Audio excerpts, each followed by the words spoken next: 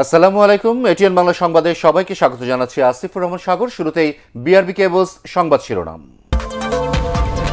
দেশে প্রথম করোনার টিকা পেলেন নার্স রুনু। সময় মতো ভ্যাকসিন এনে জনগণের সুরক্ষা নিশ্চিত করেছে সরকার, বললেন প্রধানমন্ত্রী।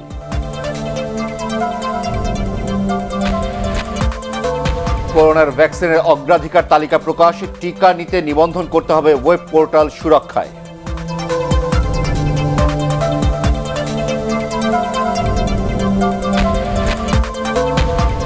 চট্টগ্রাম সিটি নির্বাচনে মেয়র পদে রেজাউল করিম চৌধুরী এগিয়ে, বিচ্ছিন্ন সহিংসতায় দুজনের মৃত্যু।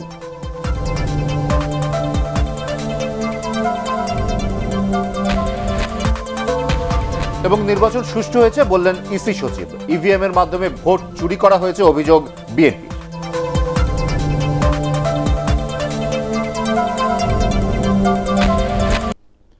শুনছিলেন বিআরবি কেবলস সংবাদ শিরোনাম। এবারে বিস্তারিত। রাজধানীর কুর্মিটোলা জেনারেল হাসপাতালের senior staff nurse Runu Veronica কোস্তার দেহে করোনার ভ্যাকসিন প্রয়োগের মধ্য দিয়ে দেশের টিকাদান কর্মসূচির উদ্বোধন করলেন প্রধানমন্ত্রী শেখ হাসিনা। এ সময় কুর্মিটোলা হাসপাতালের সম্মুখ সারির আরও 4 যোদ্ধাকে এই টিকা দেওয়া হয়। গণভবন থেকে প্রধানমন্ত্রী ভার্চুয়ালি যুক্ত হন এই অনুষ্ঠানে। এ সময় তিনি বলেন, শিগগিরই সারা দেশে টিকা দেওয়া শুরু হবে যাতে দেশের মানুষ কোভিড-19 থেকে সুরক্ষা পায়। আগামীকাল রাজধানীর 5টি হাসপাতালে স্বাস্থ্যকর্মীদের টিকা দেওয়া হবে। বিস্তারিত জানাচ্ছেন শফিকুল ইসলাম শামীম। ভয় পাচ্ছ না তো? খুব সাহসী তুমি। কুর্মিটোলা জেনারেল হাসপাতালের senior staff nurse Runu Veronica কস্তার দেহে ভারতের সিরাম ইনস্টিটিউটের করোনার ভ্যাকসিন দেওয়ার মধ্য দিয়ে শুরু হলো দেশে টিকা প্রয়োগ কর্মসূচি। গণভবন থেকে অনলাইনে যুক্ত হয়ে এ কার্যক্রমের উদ্বোধন করেন প্রধানমন্ত্রী শেখ হাসিনা। জয় বাংলা, জয় বঙ্গবন্ধু। এরপর সম্মুখ সারির আরও 4 যোদ্ধার দেহে এ ভ্যাকসিন দেয়া হয়। এরপর স্বেচ্ছাসেবক সংগঠনের কর্মী, সাংবাদিক সহ একে একে টিকা নেন আরও 25 জন। কোনো কাজ করতে গেলে সেখানে বিরূপ সমালোচনা, মানুষের ভিতরে সন্দেহ ঢোকানো, মানুষকে ভয় ভীতি দেওয়া, এই ধরনের কিছু কাজ কারো কারো অভ্যাস আছে। এই ভ্যাকসিন আসবে কি আসবে না, তা আসলে পরে এত দাম হলো কেন, তো এটা চলবে কিনা, তো দিলে কি হবে, নানা প্রশ্ন তাদের। যাই হোক, তবুও আমি চাই যে তারাও সাহস করে আসবেন। আমরা তাদেরকেও ভ্যাকসিন দিয়ে দেবো যাতে তারা সুরক্ষা থাকে। কারণ তাদের যদি কিছু হয় তাহলে আমাদের সমালোচনাটা করবে কে? সমালোচনার লোকও থাকা দরকার, থাকলে আমরা কিছু জানতে পারি আমাদের কোনো ভুল ভ্রান্তি হলো কি না। সেই জন্য তাদেরকে আমি সাধুবাদ দিচ্ছি। যাদের শরীরে টিকা প্রয়োগ করা হলো তাদের রাখা হবে পর্যবেক্ষণে। কোনো ধরনের পার্শ্ব প্রতিক্রিয়া দেখা দিলে প্রতিটি হাসপাতালেই রাখা হয়েছে আলাদাভাবে চিকিৎসা সেবার ব্যবস্থা। 42,000 কর্মী কাজ করবে। উপজেলা, জেলা এবং মেডিকেল কলেজে আমরা ভ্যাকসিন দেওয়ার ব্যবস্থা করেছি। প্রথম দিনে যারা টিকা নিলেন তারা সবাই সুস্থ আছেন। টিকা পাওয়ার পরে শারীরিকভাবে এবং মানসিকভাবে আমি পুরোপুরি সুস্থ আছি। করোনা ভাইরাসের টিকা নেওয়ার পরে এখন পর্যন্ত কোনো রকমের পার্শ্ব প্রতিক্রিয়া অনুভব করছি না। আমার আশা থাকবে সবার কাছে যে আমরা যেহেতু আমরা ইসলামী ডোজটি নিয়েছি, এটা যেন হাজারো মানুষের সাহসের একটা যোগান হয়। বৃহস্পতিবার রাজধানীর আরও 4টি হাসপাতালে সম্মুখ সারির 400 থেকে 500 জনকে দেওয়া হবে এ টিকা। এজন্য বঙ্গবন্ধু শেখ মুজিব মেডিকেল বিশ্ববিদ্যালয় হাসপাতাল, Dhaka medical college, Mugda general হাসপাতাল ও বাংলাদেশ কুয়েত মৈত্রী হাসপাতাল প্রস্তুত করা হয়েছে। গর্ভবতী সহ 18 বছরের নিচে যাদের বয়স এবং যাদের শরীরে রোগ প্রতিরোধ ক্ষমতা একেবারেই কম তারা ভ্যাকসিন নিতে পারবেন না। এছাড়াও 90 বছরের বেশি বয়স্কদেরও দেওয়া হবে না করোনার vaccine. Shafiqul Islam Shamim, ATN Bangla, Dhaka. Corona ভাইরাসের ভ্যাকসিন পেতে চাইলে সবাইকে নিবন্ধন করতে হবে ওয়েব পোর্টাল সুরক্ষায়। এই অ্যাপ কিংবা পোর্টাল থেকেই পাওয়া যাবে ভ্যাকসিন সনদ। নিবন্ধনের জন্য উন্মুক্ত করা হলেও এখনও পুরোপুরি আপডেট হয়নি পোর্টালের সব অপশন। টিকা নিবন্ধনের জন্য তৈরি মোবাইল অ্যাপ সুরক্ষা শিগগিরই পাওয়া যাবে গুগল প্লে স্টোরে। ফজের আবির রিপোর্ট। প্রথম ধাপে টিকা পাবেন স্বাস্থ্যকর্মী, মুক্তিযোদ্ধা, জাতীয় পুরস্কারপ্রাপ্ত ব্যক্তিবর্গ, বরেণ্য শিল্পী, সাহিত্যিক, সাংস্কৃতিক ব্যক্তিত্ব, শিক্ষক, জাতীয় দলের খেলোয়াড়, আইন শৃঙ্খলা রক্ষাকারী বাহিনীর সদস্য, সরকারি কর্মকর্তা কর্মচারী, ব্যাংকার, গণমাধ্যম কর্মী, নির্বাচিত জনপ্রতিনিধি, ধর্মীয় প্রতিনিধি, প্রবাসী অদক্ষ শ্রমিক এবং 55 বছরের বেশি বয়সী সকল নাগরিক। ঠিকানা, ফোন নম্বর, জন্ম তারিখ, জাতীয় পরিচয়পত্র নম্বরের মতো সাধারণ ও ব্যক্তিগত স্বাস্থ্য বিষয়ক প্রশ্নের উত্তর দিতে হবে 6টি ধাপে। নিবন্ধনের সময় কোনো সমস্যা হলে পোর্টালেই থাকছে সহায়তার সুযোগ। যাচাইকরণ বাটনে ক্লিক করলে এছাড়া প্রান্তিক জনগোষ্ঠী যাদের হাতে এখনো ইন্টারনেট কিংবা স্মার্টফোন পৌঁছায়নি তাদের নিবন্ধন প্রক্রিয়া সম্পর্কে এখনো স্পষ্ট কোনো তথ্য জানায়নি স্বাস্থ্য কিংবা আইসিটি বিভাগ। www.সুরক্ষা.gov.bd তে যান অথবা তবে ইউনিয়ন তথ্য কেন্দ্রে নিবন্ধন সুবিধা রাখার কথা ভাবা হচ্ছে বলে জানা গেছে। নিবন্ধনে দেওয়া তথ্য অনুযায়ী মোবাইল ফোনে নিবন্ধনকৃত ব্যক্তিকে জানিয়ে দেওয়া হবে টিকা গ্রহণের সময় ও স্থান। 2 ডোজ টিকা প্রাপ্তির পর এই প্ল্যাটফর্ম থেকে পাওয়া যাবে ভ্যাকসিন সনদ। নির্ধারিত দিনে পরপর 2 ডোজ টিকা নিয়ে টিকা সনদ গ্রহণ করুন। ন্যাশনাল ডাটা সার্ভারে থাকা জাতীয় পরিচয়পত্র নাম্বারের সাথে এই তথ্য স্বয়ংক্রিয়ভাবে যুক্ত হয়ে যাবে। ফলে ইমিগ্রেশন থেকে শুরু করে গুরুত্বপূর্ণ সব দপ্তর জানতে পারবে ভ্যাকসিন নেওয়ার তথ্য। ফজলে রাব্বি, এটিএন বাংলা, ঢাকা। দেশে করোনা ভাইরাসে আক্রান্ত হয়ে গত 24 ঘন্টায় আরও 17 জনের মৃত্যু হয়েছে। এ নিয়ে মোট মৃতের সংখ্যা বেড়ে দাঁড়ালো 8,072 জনে। ঢাকা বিভাগে মারা গেছেন সর্বোচ্চ 13 জন। এছাড়াও চট্টগ্রামে 2 জন এবং বরিশাল ও রংপুরে 1 জন করে মারা গেছেন। মৃতদের মধ্যে 8 জন পুরুষ ও 9 জন নারী। এই সময়ে 15,720টি নমুনা পরীক্ষায় নতুন করে করোনা শনাক্ত হয়েছেন 528 জন। আক্রান্ত বিবেচনায় শনাক্তের হার 3.36%। দেশে মোট করোনা শনাক্তের সংখ্যা 5,33,444। 24 ঘন্টায় সুস্থ হয়েছেন 509 জন। মোট সুস্থ 4,77,935। স্বাস্থ্য অধিদপ্তরের সংবাদ বিজ্ঞপ্তিতে এসব তথ্য জানানো হয়। এবার চট্টগ্রাম সিটি কর্পোরেশন নির্বাচনের খবর।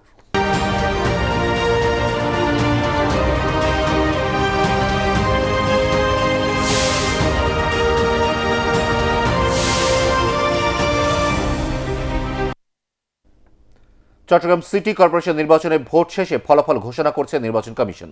শেষ খবর পাওয়া পর্যন্ত নির্বাচনে আওয়ামী লীগের নৌকা প্রতীকের প্রার্থী বীর মুক্তিযোদ্ধা এম রেজাউল করিম চৌধুরী এগিয়ে রয়েছেন। বুধবার সকাল 8টা থেকে বিকেল 4টা পর্যন্ত টানা ভোট গ্রহণ শেষে সন্ধ্যা 6টার দিকে নগরীর এম এ আজিজ স্টেডিয়ামে স্থাপিত নির্বাচন কমিশনের অস্থায়ী নিয়ন্ত্রণ কক্ষ থেকে ফলাফল ঘোষণা শুরু হয়। ফলাফল ঘোষণা করছেন চসিক নির্বাচনের রিটার্নিং কর্মকর্তা মোহাম্মদ হাসানুজ্জামান। রাত 10টা পর্যন্ত মোট 735 কেন্দ্রের মধ্যে 264 কেন্দ্রের ফলাফল ঘোষণা করা হয়েছে। এতে মেয়র পদে নৌকা প্রতীকে আওয়ামী লীগের রেজাউল করিম চৌধুরী পেয়েছেন 98,944 ভোট। তার নিকটতম বিএনপি প্রার্থী ডাক্তার সাদাত হোসেন ধানের শীষ প্রতীকে পেয়েছেন 15,117 ভোট।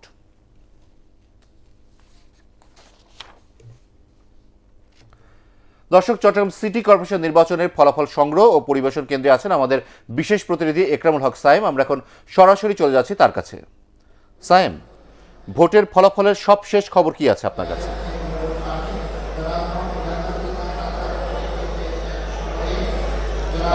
সাগর, এখন পর্যন্ত আসলে 300টি কেন্দ্রেরও ফলাফল ঘোষণা করা হয়নি, যেখানে কেন্দ্রের সংখ্যা 735। তার মধ্যে 2টি কেন্দ্রের ভোট গ্রহণ স্থগিত হয়ে যাওয়ার পর এখন 733টি কেন্দ্রের ফলাফল ঘোষণা করা হবে। এবং ফলাফল ঘোষণার যেই গতি আমরা দেখতে পাচ্ছি তাতে পূর্ণাঙ্গ ফলাফল ঘোষণা করতে মধ্যরাত পার হয়ে যেতে পারে। যদিও কেন্দ্রভিত্তিক ফলাফল কিন্তু বেশ আগেই ঘোষণা হয়েছে, ভোট গ্রহণের 1 থেকে 1.5 ঘন্টার মধ্যেই কিন্তু কেন্দ্রভিত্তিক ফলাফল ঘোষণা করা হয়ে গেছে, যেহেতু ইভিএম এর ভোট খুব দ্রুতই ফলাফল ঘোষণা হয়েছে কেন্দ্রে। এবং সেই ফলাফল ঘোষণার মাধ্যমে কাউন্সিলর প্রার্থীদের কিন্তু জয় পরাজয় স্পষ্ট হয়ে গেছে। এখানে মূলত মেয়র প্রার্থীদের ফলাফল ঘোষণা করছেন রিটার্নিং অফিসার ও সহকারী রিটার্নিং অফিসার। আমার সাথে রয়েছেন আমাদের চট্টগ্রাম প্রতিনিধি আবুল হাসনাত, তিনি ফলাফল পর্যবেক্ষণ করছেন। আমি তার কাছে জানতে চাইব যে 7 জন মেয়র প্রার্থী রয়েছে, এখন পর্যন্ত ভোটের যে ফলাফল তাতে কোন প্রার্থী কত ভোট পেল? আসলে স্যাম, আপনি জানেন চট্টগ্রাম সিটি কর্পোরেশনের মোট ভোটার হচ্ছে প্রায় 19 লাখ। এ পর্যন্ত অর্ধেকেরও বেশি কেন্দ্র ঘোষিত হয়েছে। তাতে আমরা দেখছি যে মূল প্রার্থী আওয়ামী লীগের রেজাউল করিম, তিনি এখন পর্যন্ত পেয়েছেন 1,17,031 ভোট। তার প্রতিদ্বন্দ্বী বিএনপি প্রার্থী পেয়েছেন মাত্র 15,800 ভোট। তারপরে আছেন ইসলামী আন্দোলন বাংলাদেশের জান্নাতুল ইসলাম, তিনি পেয়েছেন 1,502 ভোট। এরপরে আছেন আবুল মঞ্জুর, তিনি আম প্রতীকে পেয়েছেন 1,601 ভোট। এরপরে আছেন এম এ মতিন, মোমবাতি প্রতীক, পেয়েছেন 521 ভোট। এরপরে আছেন মোহাম্মদ ওয়াহিদ মুরাদ, চেয়ার প্রতীক, 316 ভোট। সর্বশেষ প্রার্থী আছেন কোকন চৌধুরী, হাতি প্রতীক, তিনি পেয়েছেন 275 ভোট। তার মানে মোট 19 লাখ যে ভোট আছে তার মধ্যে 2 লাখ ভোট এখনো অর্ধেকেরও বেশি কেন্দ্র শেষ হয়ে গেছে, 2 লাখ ভোটও এখনো পাননি। এবং ফলাফলের যে অবস্থা আমরা দেখতে পাচ্ছি তাতে মোটামুটি লাখখানেকের মতো ভোটে এগিয়ে রয়েছেন আওয়ামী লীগ প্রার্থী। তার যে কেন্দ্রভিত্তিক যে ফলাফল আসছে তাতে যদি এই গতি অব্যাহত থাকে তাহলে আওয়ামী লীগের প্রার্থী রেজাউল করিম চৌধুরী তার জয় অনেকটাই নিশ্চিত বলে বলা যায়। স্বাগত। আপনাকে ধন্যবাদ। চট্টগ্রাম থেকে জানাচ্ছিলেন আমাদের সহকর্মী একরামুল হক সাইম। দু একটি বিচ্ছিন্ন ঘটনা ছাড়া চট্টগ্রাম সিটি কর্পোরেশন নির্বাচন সার্বিকভাবে সুষ্ঠু হয়েছে বলে মন্তব্য করেছেন নির্বাচন কমিশনের সিনিয়র সচিব মোহাম্মদ আলমগীর। কমিশন কার্যালয়ের নির্বাচন পরবর্তী প্রতিক্রিয়ায় তিনি জানান, মাত্র 2টি কেন্দ্রে সহিংসতার ঘটনা ভোটের সার্বিক চিত্র নয়, তবে ভোটার উপস্থিতি প্রত্যাশার তুলনায় কম হয়েছে জানিয়ে ইসি সচিব বলেন, ভোটদানে মানুষের মধ্যে অনীহা তৈরি হয়েছে। বিএনপির পক্ষ থেকে আনা অভিযোগ সুনির্দিষ্ট নয় এবং তা ভিত্তিহীন বলেও দাবি করেন মোহাম্মদ আলমগীর। নির্বাচন আমরা যেটুকু দেখেছি আপনাদের গণমাধ্যমের থেকে এবং আমাদের কাছে আমাদের যে নিয়ন্ত্রণ কক্ষ আছে সেখানে যে রিপোর্ট আমরা পেয়েছি, আমরা বলবো ভালো নির্বাচন হয়েছে। আমাদের মতন এই সমস্ত তৃতীয় বিশ্বের দেশগুলোতে এই ধরনের নির্বাচনের ক্ষেত্রে কিছু ঘটনা ঘটে, তার হিসাবে যদি আপনি বলেন তাহলে এটা আমি বলবো যে বরঞ্চ কমই হয়েছে, মাত্র 2-3টা কেন্দ্রে এই ধরনের ঘটনা ঘটেছে। চট্টগ্রাম সিটি নির্বাচনে সহিংসতার জন্য বিএনপি নেতাকর্মীরা দায়ী বলে মন্তব্য করেছেন তথ্যমন্ত্রী ডক্টর হাসান মাহমুদ। সন্ধ্যায় চট্টগ্রামের নিজ বাসভবনে সংবাদ সম্মেলনে এ মন্তব্য করেন তিনি। বিএনপির ক্যাডাররাই আওয়ামী লীগ নেতাকর্মীদের উপর হামলা করে বলেও অভিযোগ করেন তথ্যমন্ত্রী। আপনারা দেখবেন যে ঢাকা সিটি কর্পোরেশন নির্বাচনের সময় একই কথা করেছে, বিভিন্ন জেলায় যখন উপনির্বাচন হয়েছে তখন একই ধরনের অভিযোগ উপস্থাপন করেছে। বিএনপি এই অভিযোগের বাক্স খুলে সবসময় বসে থাকে। একটি নয়াপল্টনের অফিস, আবার আজকে যেহেতু চট্টগ্রামের নির্বাচন, নয়াপল্টনের অফিসে যথারীতি হয়েছে, আবার চট্টগ্রামও আমির খসরু বাবু সাহেব করেছেন। চট্টগ্রাম সিটি কর্পোরেশন নির্বাচনে এবার ভোটাধিকার হরণের সাথে নির্যাতন, নিপীড়ন ও মানুষের জীবন নিয়ে টানাটানি হয়েছে বলে মন্তব্য করেছেন বিএনপির কেন্দ্রীয় নেতা আমির খসরু মাহমুদ চৌধুরী। বিকেলে চট্টগ্রাম মহানগর বিএনপি কার্যালয়ে সংবাদ সম্মেলনে তিনি এ মন্তব্য করেন। ইভিএম এর মাধ্যমে ভোট চুরি করে সরকার নগরবাসীকে ভোটাধিকার থেকে বঞ্চিত করেছে বলেও মন্তব্য করেন আমির খসরু। সংবাদ সম্মেলনে বিএনপির মেয়র প্রার্থী ডাক্তার শাহাদাত হোসেন সহ অন্যান্য নেতারা উপস্থিত ছিলেন। প্রায় 700 কেন্দ্রের মধ্যে 500 অধিক কেন্দ্র তারা দখল করে নিয়েছে। আর বিএনপির এজেন্টদের কোনো কেন্দ্রে ঢুকতেই দেয়নি, যেখানে ঢুকেছে সেখান থেকে বের করে দিয়েছে এবং এজেন্টদের বের করার মূল দায়িত্ব পালন করেছে আইন শৃঙ্খলা বাহিনীর আওয়ামী আইন শৃঙ্খলা বাহিনীর সদস্যরা। চট্টগ্রাম সিটি কর্পোরেশন নির্বাচন মোটামুটি শান্তিপূর্ণ হয়েছে মন্তব্য করেছেন আওয়ামী লীগ সাধারণ সম্পাদক ওবায়দুল কাদের। এ নিয়ে বিএনপির অপপ্রয়াস ভেস্তে গেছে বলেও উল্লেখ করেন তিনি। নির্বাচনকে কেন্দ্র করে রাজধানীর বাসভবনে ব্রিফিংয়ে ওবায়দুল কাদের আরও বলেন, বরাবরের মতো বিএনপি মাঠে না থেকে নির্বাচনকে প্রশ্নবিদ্ধ করার অপচেষ্টা চালিয়েছে। সাংগঠনিক দুর্বলতার কারণে তারা বেশিরভাগ কেন্দ্রে এজেন্ট দিতে পারেনি বলেও উল্লেখ করেন দলের সাধারণ সম্পাদক। কেন্দ্র শুধু কাউন্সিলর প্রার্থী নয়, মেয়র পদে বিএনপি নেতাকর্মীদের সন্ত্রাসী কর্মকাণ্ড ভোটার উপস্থিতি কম হওয়ার জন্য দায়ী। নিজেদের সাংগঠনিক দুর্বলতা ঢাকতে ও গণরায়কে ভিন্ন খাতে প্রবাহিত করার লক্ষ্যে বিএনপি সন্ত্রাসের পথ বেছে নিয়েছে। এদিকে চট্টগ্রাম সিটি কর্পোরেশন নির্বাচনে ভোটের উত্তাপ ছিল জাতীয় সংসদেও। স্পিকার ডক্টর শিরিন শারমিন চৌধুরীর সভাপতিত্বে একাদশ সংসদের অধিবেশনে বিএনপির সাংসদরা ভোটের প্রসঙ্গ তুলে অভিযোগ করেন, নির্বাচনের নামে তামাশা হচ্ছে। তবে জাতীয় পার্টির সদস্যরা বলেছেন, পৌরসভা নির্বাচন অত্যন্ত সুষ্ঠু হচ্ছে। আজকে নির্বাচনের নামে দেশে প্রহসন হচ্ছে, নির্বাচনের নামে দেশে আজকে তামাশা হচ্ছে ভোটারদের সাথে। সুতরাং আমার মনে হয় এটা আইনটা সংশোধন করে আপনি আইন নিয়ে আসেন। এখন অবস্থা এমন হয়েছে যে সুষ্ঠু হয়েছে নির্বাচন, ভোট দিয়েছে প্রশাসন, তাকিয়েছিল জনগণ। আমার কিশোর জেলায় পৌরসভা জেলাট করে পৌরসভা নির্বাচন হয়েছে, অত্যন্ত ফেয়ার। আওয়ামী লীগ এবং বিএনপির খুব হাড্ডাহাড্ডি লড়াই।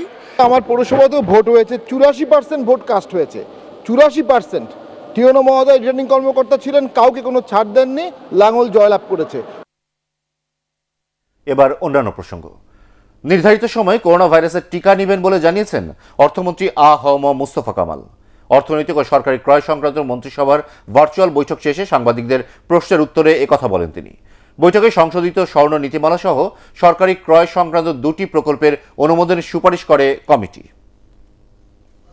আমি একা নিলে তো হবে না, এখন আমি এখনো সবার আগে নিতে চাই। তো আমি যেদিন নিব সেদিন সবার আগে থাকবো, এটা আমি আশ্বস্ত করতে পারি। অনেক দেশেই অপরিশোধিত স্বর্ণ নিয়ে এসে এগুলোকে পরিশোধিত করে। এই পরিশোধনের জন্য তারা আমাদের কাছে অনুমোদন নিয়েছে। ভুল তথ্য ও গুজবে কান না দিয়ে সবাইকে করোনার ভ্যাকসিন নেওয়ার আহ্বান জানিয়েছেন ঢাকা দক্ষিণ সিটি কর্পোরেশনের মেয়র ব্যারিস্টার শেখ ফজলে নূর তাপস। রাজধানীর ধোলাইখাল পাম্প স্টেশন পরিদর্শন শেষে তিনি একথা বলেন। ঢাকা দক্ষিণ সিটি কর্পোরেশনের 2টি হাসপাতাল এবং একটি মাতৃসদন টিকা দেওয়ার জন্য প্রস্তুত করা হচ্ছে বলেও জানান মেয়র। নির্ভয়ে আপনারা টিকা নেবেন। এই টিকাতে যেটা ভ্রান্ত ধারণা দেয়া হয়, বিভ্রান্তি ছড়ানো হয় যে বিভিন্ন পার্শ্ব প্রতিক্রিয়া আপনারা লক্ষ্য করছেন সারা বিশ্বেই কিন্তু দেয়া হচ্ছে, তেমন কোনো পার্শ্ব প্রতিক্রিয়া কিন্তু এখনও পাওয়া যাচ্ছে না। 2-4টা বিচ্ছিন্ন ঘটনা ছাড়া তেমন কোনো পার্শ্ব প্রতিক্রিয়ার ঘটনা কিন্তু আমরা দেখছি না। মহামারী থেকে ইনশাআল্লাহ আমরা মুক্ত হওয়ার কিন্তু এটিই একটি সর্বোত্তম পথ। সাতক্ষীরার কলারোয়ায় প্রধানমন্ত্রী শেখ হাসিনার গাড়িবহরে হামলার ঘটনায় তালা কলারোয়া আসনের সাবেক সংসদ সদস্য ও বিএনপির কেন্দ্রীয় নেতা হাবিবুল ইসলাম হাবিব সহ 34 জনের জামিন বাতিল করেছেন আদালত। আগামী 4 ফেব্রুয়ারি এ মামলার রায় দেয়া হবে। Satkhira chief judicial magistrate Humayun Kabir এ জামিন বাতিল করে বিকেলে আসামিদের কারাগারে পাঠানোর আদেশ দেন। এ মামলায় অভিযুক্ত 50 জন আসামির একজন টাইগার খোকন অন্য আরেকটি মামলায় হাজতে আছেন। পলাতক রয়েছে সাবেক কাউন্সিলর সহ আরও 15 জন। 2002 সালের 30 আগস্ট সাতক্ষীরার এক মুক্তিযোদ্ধার নির্যাতিতা স্ত্রীকে দেখে মাগুরায় ফিরে যাচ্ছিলেন তৎকালীন বিরোধী দলীয় নেত্রী বর্তমান প্রধানমন্ত্রী শেখ হাসিনা। কলারোয়ায় পৌঁছালে তার গাড়িবহর লক্ষ্য করে হামলা চালানো হয়। ভারতের 72তম প্রজাতন্ত্র দিবসে ভারত বাংলাদেশ আন্তর্জাতিক সীমান্তে আবারও শুরু হলো যৌথ কুচকাওয়াজ অনুষ্ঠান। এই উপলক্ষে বিজিবির লেফটেন্যান্ট কর্নেল মোহাম্মদ সেলিম রাজা এবং বিএসএফ 179 বাহিনীর কমান্ডিং অফিসার অরুণ কুমার মিষ্টি বিনিময়ের মাধ্যমে আনন্দ প্রকাশ করেন। দুদেশের সীমান্ত এলাকা বেনাপোল পেট্রাপোলে 2013 সাল থেকে এই কুচকাওয়াজ অনুষ্ঠিত হয়ে আসলেও করোনার কারণে গত বছর তা স্থগিত ছিল।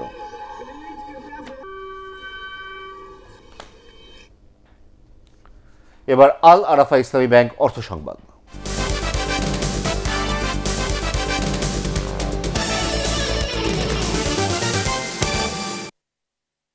পেশাজীবীদের পেনশনের আওতায় আনতে সরকার কাজ করছে বলে জানিয়েছেন পরিকল্পনা মন্ত্রী M A Mannan. Crime reporters association ক্র্যাবের প্রয়াত সদস্যদের মরণোত্তর সম্মাননা ও সন্তানদের বৃত্তি প্রদান অনুষ্ঠানে তিনি একথা বলেন। সাংবাদিকদের কল্যাণ ফান্ড প্রসঙ্গে তিনি আরও জানান, কল্যাণ ফান্ড সার্বিক প্রয়াসের অংশ হতে পারে।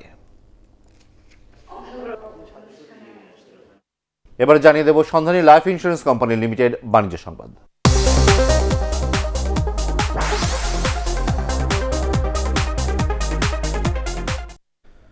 ইসলামী ব্যাংক বাংলাদেশ লিমিটেড ও ঢাকা ওয়াসার মধ্যে গ্রাহক সেবা চুক্তি স্বাক্ষর অনুষ্ঠিত হয়েছে।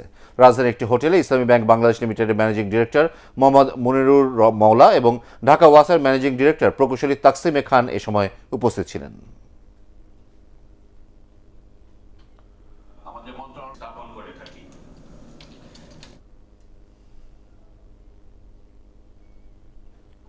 বিশ্বের শীর্ষস্থানীয় পেমেন্ট নেটওয়ার্ক ইউনিয়ন পে ইন্টারন্যাশনালের সাথে চুক্তি সই করল দেশের সর্ববৃহৎ পেমেন্ট গেটওয়ে এসএসএল কমার্স। চুক্তির আওতায় এখন থেকে বাংলা কিউআর কোড স্ক্যান করে পেমেন্ট করতে পারবেন ইউনিয়ন পের গ্রাহকরা। এসএসএল কমার্সের কার্যালয়ে এই চুক্তি স্বাক্ষর অনুষ্ঠানে দুই প্রতিষ্ঠানের ঊর্ধ্বতন কর্মকর্তারা উপস্থিত ছিলেন। অনলাইনে যুক্ত হন UnionPay international general manager Shaomin ও regional head Jerry Jiang, group adviser Ahmed Kamal Khan Chowdhury এবং এসএসএল কমার্সের managing director Saiful Islam. Bangladesh bank অনুমোদিত জাতীয় কিউআর হচ্ছে বাংলা কিউআর। এর মাধ্যমে টাকা স্পর্শ ছাড়াই স্মার্টফোন দিয়ে ক্রেতারা ডিজিটালি পেমেন্ট করতে পারবেন। এবার জানিয়ে দেব পার্টেক্স খেলার খবর।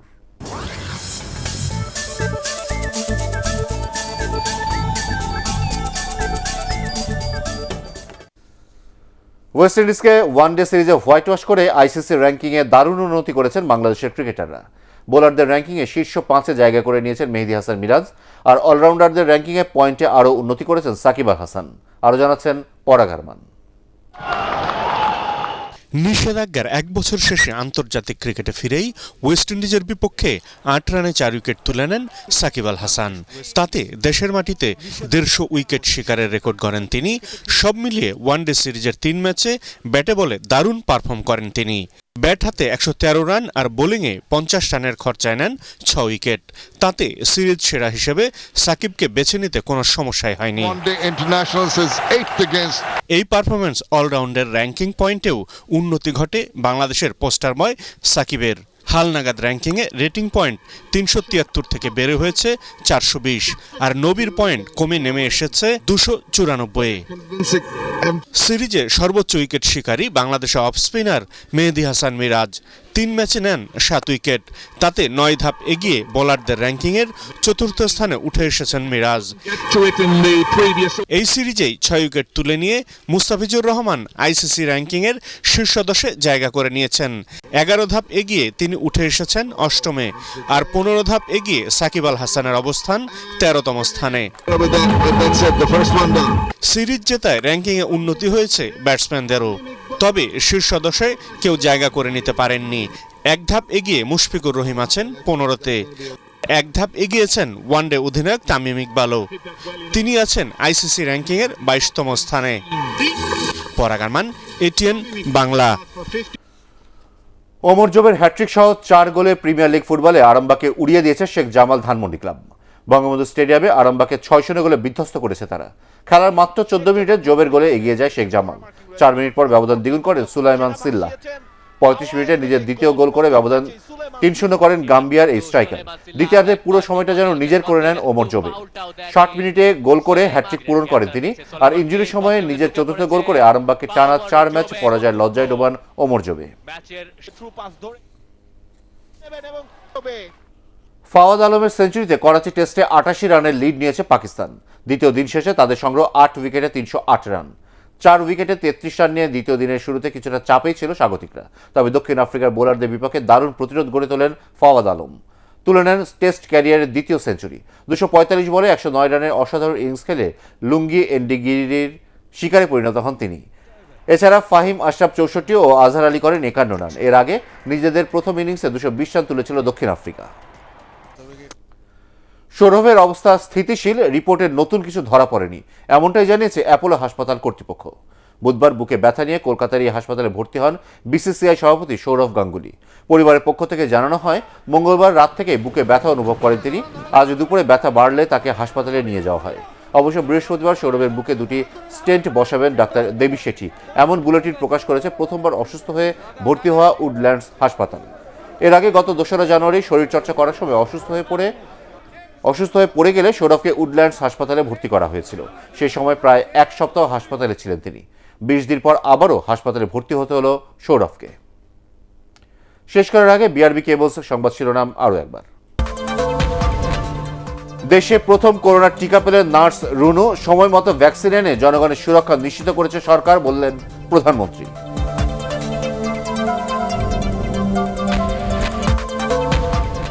করোনার ভ্যাকসিনের অগ্রাধিকার তালিকা প্রকাশ, টিকা নিতে নিবন্ধন করতে হবে ওয়েব পোর্টাল সুরক্ষায়।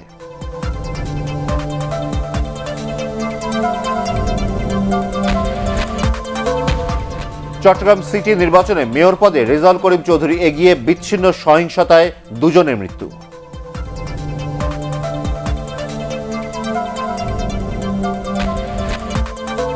এবং নির্বাচন সুষ্ঠু হয়েছে বললেন ইসি সচিব। ইভিএম এর মাধ্যমে ভোট চুরি করা হয়েছে অভিযোগ বিএনপি।